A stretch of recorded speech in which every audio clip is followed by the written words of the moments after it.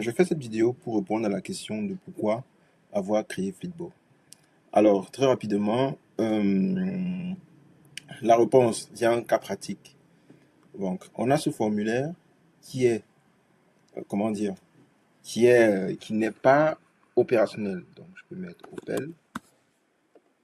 Voilà, il n'est pas opérationnel. Donc, du coup, voilà, ce qu'on va faire très rapidement, c'est qu'on va créer le projet Run4.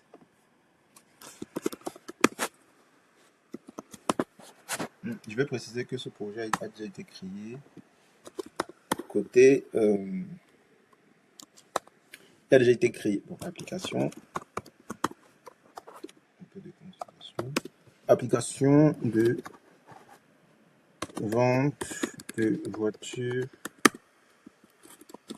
d'occasion à Paris. Ok. Donc, l'application a déjà été créée, mais c'est ça. Donc, mais c'est uniquement la partie front. Donc, c'est vraiment une interface, un design, mais qui n'est pas fonctionnel du tout. Donc, ok, projet créé avec succès. Je copie là. Je viens dans mon projet React.js Vue. React.js vite. J'installe. Ça devrait aller assez rapidement. Et pendant ce temps, une fois le projet installé, il se greffe immédiatement. Une fois le SDK installé, il se greffe immédiatement à votre projet. Bon, ça y est, c'est terminé. Donc, ce que je fais pour revenir au code, c'est que je copie ceci. Je donne à Gemini, tout comme j'aurais pu donner à Claude, tout comme j'aurais pu donner à un agent IA quelconque. Je lui dis, voici mon backend Flipbo. Prends-le en contexte. Donc, voilà. Donc, il prend connaissance de mon backend. Et immédiatement, je peux à présent lui donner ce code 100% front-end, interface pure. Je peux lui donner ce code ainsi. Je colle, je monte un peu la puissance et je lui dis, rends ce code fonctionnel en utilisant le backend Flipbo. Rien que ça. Sur toi, clic, le loading se charge. Bon, s'exécute, tu vois. S'exécute.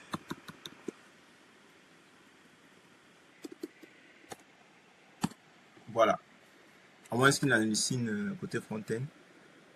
Très rapidement, il se concentre uniquement sur la partie front-end. Donc, en gros, Gemini ici se comportera uniquement comme un développeur front-end.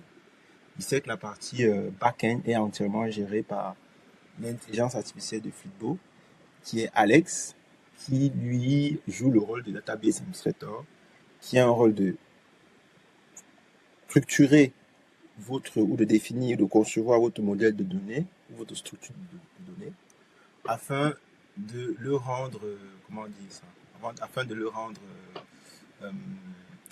conversationnel. Donc, je prends le code, je le colle là, hop.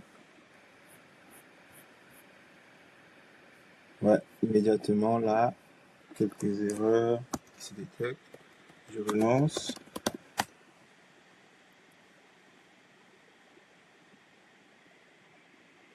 Et voilà, les erreurs disparaissent. Donc, c'est vraiment une tâche qui se fait en moins de 2 minutes. Donc, du coup, là, je peux lui dire, que penses-tu de mon projet? Enfin, contrairement à un dashboard qui est par définition figé, je peux lui poser une infinité de questions lui se basera toujours sur mes métriques, sur les données brutes qu'il possède, puisque c'est lui qui les collecte, pour les transformer en langage humain, utilisable par tous les décideurs de l'entreprise. Donc ici, par défaut, il me propose une structure de données. Donc du coup, je peux la modifier, tout comme je peux lui demander de la modifier. Donc je viens là, lors de l'installation de Frigo, il a subtilement créé ceci. Donc je le mets là, et ensuite, je le synchronise avec ceci, en disant npx Frigo SQL Sync. C'est fait. Conclusion, là, il me met déjà des erreurs. Donc ça, c'est la première couche de sécurité. Pourquoi des erreurs? Parce qu'en réalité, car n'existe pas dans ma structure de données.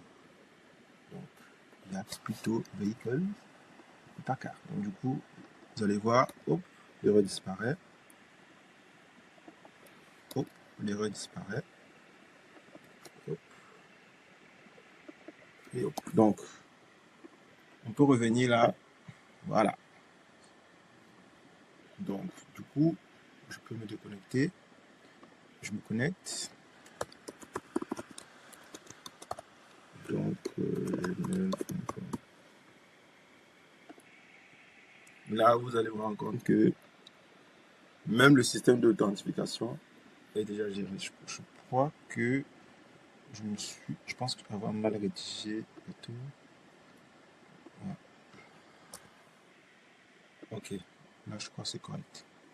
Donc, tout est opérationnel déjà, même le système d'authentification. Le code OTP,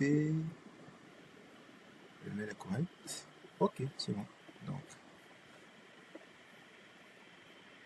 je le copie, je le colle.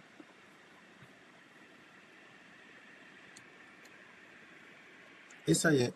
Donc, je peux à présent ajouter mes voitures. Je peux dire Ferrari. Et là,